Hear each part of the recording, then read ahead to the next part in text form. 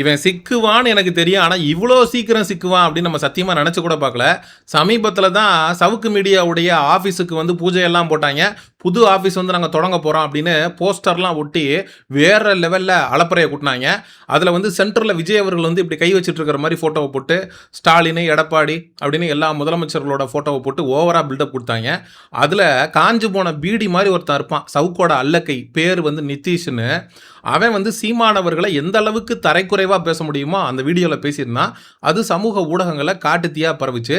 அண்ணன் சீமான் ஃபோட்டோவை அப்படி ஓரமாக தான் வைக்க முடியும், கீழே கொண்டு போய் தான் வைக்க முடியும் அந்த போஸ்டரில். ஆனால் ஃப்ரேமில் கேமரா வச்சா சீமான் தெரிய மாட்டார்ல அப்படின்னு அந்த அளவுக்கு சீமான் மேலே அவனுக்கு வன்மம் அப்படிங்கிறது இருந்தது அப்படியே நமக்கு தெரிஞ்சுது. இவன்கிட்ட ஏதோ ஒன்று தப்பாக இருக்கு. சீமான் மேலே இவன் இந்த அளவுக்கு வெறுப்போட இருக்கான் அப்படின்னா இவன் யாரு, இவன் எப்படிப்பட்டவன், இவன் எங்கேருந்து வந்தான் அப்படிங்கிறதெல்லாம் நம்ம வந்து நோண்டி பார்க்க வேண்டியிருந்தது. அப்போ தான் சமூக ஊடகங்களில் இவன் பேசின வீடியோ ஒன்று கிடச்சிது. இவனும் இவனுடைய சக தோழன் 2 பேரும் ஏதோ ஒரு ஹாஸ்டல்னு நினைக்கிறேன், அதில் சட்டை போடாமல் உக்காந்துக்கிட்டு அவனுடைய சக நண்பரை ரொம்ப அருவருக்கத்தக்கத்தனமா, ரொம்ப கேவலமாக கீழ்த்தனமாக பேசுகிறான். தே பய அப்படிங்கிற வார்த்தையை பயன்படுத்தி அவனுடைய ஃப்ரெண்டை திட்டுறான். டேய், ஒரு ஃப்ரெண்டை வந்து இந்த மாதிரி எவனும் திட்ட மாட்டான்டா. டே முட்டா பயலே, லூசு பயலே, அந்த பயலே, இந்த பயலே அப்படின்னு நம்ம திட்டுவோம். ஆனால் தேப்பயலே அப்படின்னு திட்டுறானா தன்னுடைய நண்பனுடைய அம்மாவை கொச்சப்படுத்தி இவன் பேசுகிறான். அது மட்டும் இல்லாமல் இவன் ஒரு கே அப்படின்னு சொல்லி ஓரின சேர்க்கையாளர்களை ரொம்ப இழிவுபடுத்துகிற மாதிரி இருக்கு அந்த வீடியோ. நாங்கள் இங்கே இருக்கோம் காய்ஸ். எங்களுக்கு வந்து படிக்கிறதுக்கு நாளைக்கு எக்ஸாம் காய்ஸ். ஆனால் ஒன்றுமே தெரியாது காய்ஸ். ஒரு தெரியாமல் என்னையும் படிக்க விடாமல் ரொம்ப பாடாப்படுத்துகிறேன் காய்ஸ். நான் என்ன பண்ணுறது தெரில காய்ஸ். இவன் வந்து ஒரு 1ஆம் நம்பர் கே, ஒரு மொட்டை புண்டை தண்ணி ஊற்றுறேன் காய்ஸ். இவன் தெவிடியா பயிலாக இருப்பான் போல. அப்போ தான் நமக்கு ஒரு விஷயம் புரிஞ்சுது. ஊரில் இருக்கிற மொல்ல மாதிரி, முடிச்சவிக்கி, தெருப்பொறிக்கி இவங்க எல்லாருமே வந்து இந்த சவுக்கு மீடியாவில் தான் இருப்பான். இவ்வளோ இருக்குது. சவுக்கு சங்கர் வந்து நல்லவங்களெல்லாம் எடுக்க மாட்டானே. அந்தளவுக்கு சவுக்கு சங்கர் ஒன்றும் நல்லவே இல்லையே. சவுக்கு கூட வந்து ஈக்குவலாக உட்காந்து இவன் கேள்வி கேட்குறான், மாலதியோட பக்கத்தில் உட்காந்துருக்கான் அப்படின்னா இவன்கிட்ட என்ன இருக்குது அப்படின்னு நம்மளும் யோசிச்சுக்கிட்டே இருந்தோம். அதற்கு பதில் கொடுக்கக்கூடிய வீடியோவாக, ஓ தேப்பையிலன்னு பேசியிருக்கியா, கேஸை வந்து அதாவது ஓரின சேர்க்கையாளர்களை கொச்சப்படுத்தி பேசியிருக்கியா, உனக்கு அந்த அளவுக்கு தைரியம் இருக்கா, சக நண்பனுடைய தாயே இந்த அளவுக்கு நீ இழிவுபடுத்தி பேசுறியா, யூ ஆர் செலக்டட், நீ தான் உட்காந்து கேமரா முன்னாடி என்ன கேள்வி கேட்குற, நீ இந்த அளவுக்கு உனக்கு தைரியம் இருக்குது அப்படின்னா தமிழ்நாடு முழுவதும் இருக்கக்கூடிய அரசியல் கட்சி தலைவர்கள் மேலே ஈஸியாக அவதூறு பரப்பிடுவேன், ஈஸியாக ஆபாசமாக பேசிடுவேன். குறிப்பாக சீமான் அப்படின்னு ஒருத்தர் கொள்கையோடு செயல்படுறாரு, அவரெல்லாம் நீ வந்து ரொம்ப கேவலப்படுத்தி பேசிடுவேன் அப்படின்னு சவுக்கு சங்கர் இந்த வீடியோவை பார்த்து தான் இந்த நித்தீஷுங்கிற நபரை சவுக்கு மீடியாக்குள்ளே ரெக்ரூட்டே பண்ணியிருப்பார் போல இருக்கு. இதில் இன்னொரு கொடுமையான விஷயம் என்னன்னா, இந்த சவுக்கு கிட்ட அல்லக்கையாக இருக்கக்கூடிய இந்த நித்தீஷ் அப்படிங்கிற புறம்போக்க சூர்யாவுடைய அகரம் ஃபவுண்டேஷன் வந்து காசு கட்டி படிக்க வச்சிருக்கு. அவனுக்கான அனைத்து படிப்பு செலவையும் சூர்யா அவர்களுடைய அகரம் ஃபவுண்டேஷன் ஏற்றிருக்கு அப்படிங்கிற தகவல் அப்படிங்கிறது நமக்கு வருது. ஏண்டா அம்பி, ஊரா வீட்டு காசில் படிக்கும் போதே உனக்கு இவ்வளோ திமிரும் இவ்வளோ தெனாவட்டும் உன்னுடைய சக மாணவரை இந்த அளவுக்கு இழிவுபடுத்தி அந்த பையனோட அம்மாவை குறித்து இந்த அளவுக்கு கேவலமாக பேசுகிறேன்னா, ஓரின சேர்க்கையாளர்களை இந்த அளவுக்கு வந்து கீழ்த்தனமாக பேசுகிற அப்படின்னா உன் சொந்த காசை போட்டு நீ படிச்சிருந்த அப்படின்னா உனக்கு எவ்வளோ திமிர் இருந்திருக்கும், எவ்வளோ கொழுப்பு இருந்திருக்கும். இந்த கவுண்டமணி காமெடியில் வர மாதிரி பிச்சைக்காரனுக்கு செக்யூரிட்டி, பிச்சைக்காரனே யூனிஃபார்ம் ரொம்ப பிரமாதம் அப்படிங்கிற மாதிரி சவுக்க வந்து இன்டர்வியூ எடுக்கிறதுக்கான அனைத்து தகுதியும் அனைத்து திறமையும் கொண்ட நிதிஷ் அப்படிங்கிறத வந்து நான் ஒத்துக்கிறேன்டா. உண்மையிலே உனக்கு 10 பொருத்தமும் பக்காவாக இருக்குது. நீ வந்து சவுக்கு சங்கரை இன்டர்வியூ எடுக்கிறதுக்காகவே பிறந்தவன். அதற்கான அனைத்து தகுதியும் உனக்கு இருக்குது.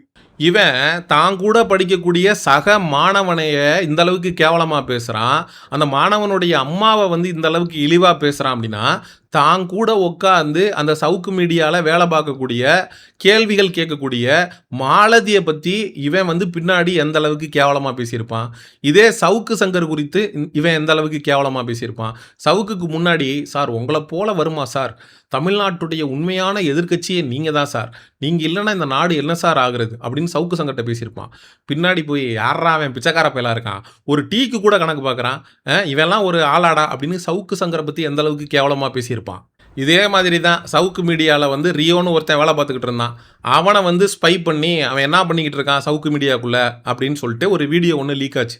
அதில் வந்து அவன் ஃபுல் போதையில் வந்து உட்காந்துருக்கிற மாதிரியான காணொலிகள்லாம் வெளியாகி மிகப்பெரிய அளவில் பரபரப்பை ஏற்படுத்துச்சு. அப்போ இந்த சவுக்கு மீடியா நெட்வொர்க்குள்ளே இருக்கிறவங்க பூரா ஒரு மாதிரியான ஆளாக தான் இருப்பாங்க போல இருக்கு. அதற்கு இந்த நிதிஷ் அப்படிங்கிறவனுமே விதிவிலக்கு இல்லை. நியாயமாக பார்த்தா இந்த நிதிஷ் அப்படின்றவன் மேலே ஓரின சேர்க்கையாளர்கள் குறித்து கேவலமாக கீழ்த்தனமாக பேசுனதுக்கு வந்து வழக்கு அப்படிங்கிறத வந்து பதிவு பண்ணணும். இந்த எல்ஜிபிடிக்யூ அமைப்புகள்லாம் நம்மளுடைய காணொலியை பார்த்துட்டு இருந்தீங்க அப்படின்னா இந்த நிதிஷ் அப்படின்றவன் மேலே என்ன நடவடிக்கை எடுக்கணுமோ எடுங்க. ஏன்னா கேன்னு சொல்லி பேசி ரொம்ப கீழ்த்தனமாக பேசுகிறான், கெட்ட வார்த்தையில் பேசுகிறான், ஓரின சேர்க்கையாளர்களை இழிவுபடுத்துகிற மாதிரி பேசுகிறான். இன்னைக்கு வந்து சவுக்கு மீடியாவில் உட்காந்துக்கிட்டு எல்லாம் தெரிஞ்ச வெண்ணம் மாதிரியே நாம் தமிழர் கட்சியுடைய தலைமை ஒருங்கிணைப்பாளர் சீமான் அவர்கள் குறித்து அப்படியே அவதூறா கீழ்த்தனமாக கேவலமாக, ஏண்டா நீங்கள் வந்து திமுகவுக்காக வேலை செஞ்சீங்க வாடகை வாயா, அதுக்கப்புறம் அதிமுகவுக்கு வாடகை வாயா இருந்தீங்க, இன்னைக்கு டிவிக்கே வந்து சவுக்கு மேலே இருந்த கேஸ் எல்லாம் வந்து இது பண்ணி சவுக்கை வெளியில் கொண்டு வந்திருக்கு. அதுக்கு விசுவாசமா டிவிகேவுக்கு சொம்படிச்சிட்டு இருக்கீங்க. வாயை தானடா நீங்க வந்து வாடகைக்கு விட்டு பொழைச்சிட்டு இருக்கீங்க. இவங்கள போல வாயை வாடகைக்கு விட்டு பிழைக்கக்கூடிய நபர்களை நம்பி மக்கள் எப்படிதான் வந்து இவனுக்கெல்லாம் வந்து லட்சக்கணக்கில் வியூஸ் வருது அப்படிங்கிறது சத்தியமா தெரில. அவன் வாய் வைக்காத இடமே கிடையாதுடா. திமுக, அதிமுக, பிஜேபி, இன்னைக்கு தாவேக்கா அப்படின்னு எத்தனை கட்சி மாறி வந்தவன் தெரியுமா இந்த சவுக்கு? எத்தனை பேருக்கு இவன் ஆமாசாமி போட்டிருக்கான் தெரியுமா? இந்த சவுக்கு சங்கர் அப்படிங்கிறவனுக்கு தான் கொள்கை கோட்பாடு இல்லை அப்படின்னு பார்த்தா அவன் கூட பயணிக்கக்கூடிய இந்த நிதிஷ் போன்ற அல்லக்கைகளுக்கும் அது இல்லை. சவுக்கு சங்கர்ட்டே அது இல்லை அப்படிங்கிறப்ப அவனுக்கு கீழே அடிமையாக இருக்கிற இவங்களுக்கு வந்து எங்கே இருந்து இருக்க போகுது? சீமானவர்களுக்கு எதிராக பேசக்கூடிய நபர்களை நம்ம எக்ஸ்போஸ் பண்ணணுங்கிற அவசியம் இல்லை. அவங்களே எக்ஸ்போஸ் பண்ணிக்கிறாங்க. இந்த தம்பி வந்து சீமான் குறித்து பேசி கொஞ்ச நாள் தான் ஆகுது, ஒரு வாரம் கூட ஆகலை. இப்போ தான் சவுக்கு மீடியா ஆஃபீஸ்லாம் ஓப்பன் பண்ணாங்க. அதுக்குள்ளே தம்பி ஆபாசமாக பேசினா இந்த வீடியோ வந்து சமூக ஊடகங்களில் காட்டுத்தீயாக பரவிக்கிட்டு இருக்கு. நிறைய பேர் சவுக்கு சங்கரை டேக் பண்ணி உன் கூட வேலை பார்க்குறவனோட லட்சணம் என்னன்னு பாரியா அப்படின்னு சொல்லி டேக் பண்ணிட்டு இருக்காங்க. அப்படியே சவுக்கு சங்கர் வந்து இந்த வீடியோவை பார்த்து அப்படியே அறுத்து தள்ளிடுவார். நிதிஷ், நீ ஓரின சேர்க்கையாளர்கள் குறித்து கேவலமாக பேசிட்டேன், உன் கூட இருக்கக்கூடிய சக நண்பனுடைய அம்மாவை வந்து இழிவுபடுத்தி பேசிட்டேன், அதனால் இந்த சவுக்கு மீடியாவில் உனக்கு இடம் இல்லை அப்படின்னு சவுக்கு சங்கர் அப்படியே அவனை வெளியில் அனுப்பிட்டு தான் அறுத்து தள்ளிட்டு தான் அடுத்த வேலை பார்ப்பான். சவுக்கு சங்கர் மாதிரி புரோக்கர்களுக்கு இவனை போன்ற நபர்கள் தான் வந்து சொத்து.